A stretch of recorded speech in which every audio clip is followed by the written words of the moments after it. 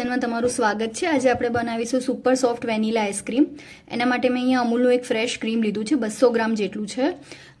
મીઠાઈ મેટ લીધું છે, એની જગ્યાએ તમે સુગરનો પણ ઉપયોગ કરી શકો। વેનીલા એસેન્સ લીધું છે। ફક્ત આ 3 ઇન્ગ્રેડિયન્ટથી આપણે બનાવીશું super soft mouth melting vanilla ice cream. તો એના માટે અહીંયા અમૂલનું ફ્રેશ ક્રીમ છે એને એક બાઉલમાં ટ્રાન્સફર કરી દઈશું। આ બાઉલને મેં ઓલરેડી 1 કલાક પહેલાં ફ્રીઝરમાં સેટ કરવા મૂક્યો હતો, જેથી એકદમ એ ઠંડો થઈ જાય અને આપણું જે ક્રીમ છે એ પ્રોપરલી બીટ થાય। હવે નીચે અહીંયા પાણીનો ભાગ છે આપણે નથી લેવાનો, એને એક આપણે બાઉલમાં ટ્રાન્સફર કરી દઈશું। તમે જોઈ શકો છો એ રીતે ફક્ત જે ઘટ ભાગ છે એ જ લેવાનો છે, પાણીનો ભાગ નથી લેવાનો। એ આપણે પંજાબી શાકની ગ્રેવીમાં યુઝ કરી શકીએ। હવે મેં અહીંયા એક ઇલેક્ટ્રિક બીટર લીધું છે।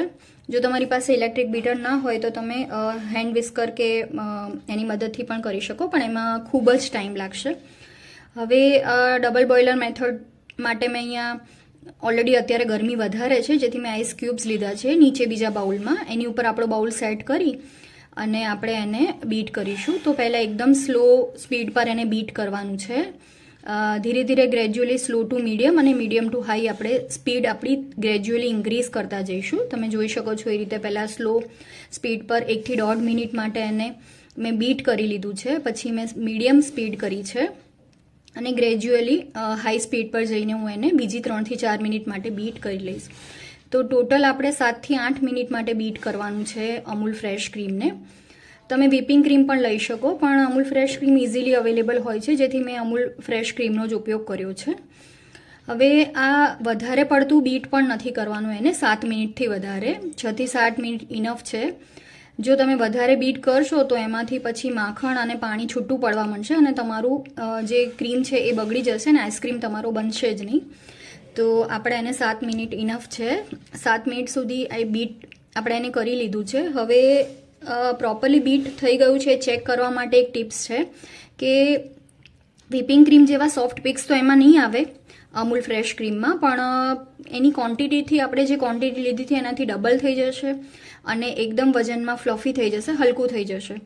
તો હું તમને બતાવું છું એ રીતે કન્સિસ્ટન્સી પરફેક્ટ છે। હવે આ સ્ટેજ પર આપણે એમાં જે મીઠાઈ મેટ લીધું હતું, અડધો કપ મીઠાઈ મેટ મેં એડ કર્યું છે। તમે થોડું 1 ચમચી વધારે પણ યુઝ કરી શકો જો તમને વધારે ગળ્યો આઈસ્ક્રીમ ભાવતો હોય તો। આ મીઠાઈ મેટ છે એનાથી આઈસ્ક્રીમમાં ખૂબ જ સરસ ટેસ્ટી આઈસ્ક્રીમ બને છે, બહાર માર્કેટ જેવો જ બને છે। હવે તમે સુગર પણ યુઝ કરી શકો, 6 થી 7 મોટી ચમચી તમે સુગર પણ યુઝ કરી શકો। વેનીલા એસેન્સ છે, ફ્યુ ડ્રોપ્સ 5 થી 6 ડ્રોપ્સ મેં લીધા છે, કારણ કે મારું વેનીલા એસેન્સ ખૂબ જ સ્ટ્રોંગ છે। હવે વધારે એને આપણે 1.5 થી 2 મિનિટ માટે બીટ કરી લઈશું। આ બધી જ જે ઇન્ગ્રેડિયન્ટ છે મિક્સ થઈ જાય એના માટે પ્રોપરલી અને ટેક્સચર આવી જાય।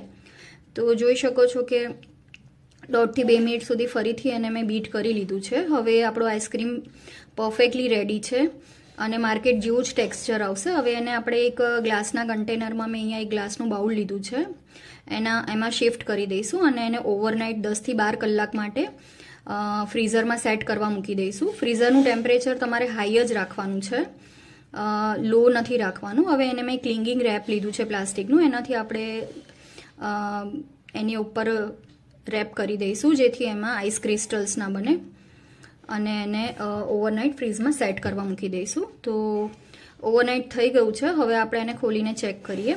તો આ રીતે મેં એક બાઉલમાં એને ટ્રાન્સફર કરી દીધો છે। તમે જોઈ શકો છો કે એકદમ સુપર સોફ્ટ અને મોઢામાં મૂકતા ચોગડી જાય એવો આઈસ્ક્રીમ બન્યો છે। હવે બાળકોના ફેવરિટ એવા સ્પ્રિંકલથી એને ગાર્નિશ કરી દઈશું અને મેં થોડા ચોકો ચિપ્સ પણ અહીંયા એડ કર્યા છે।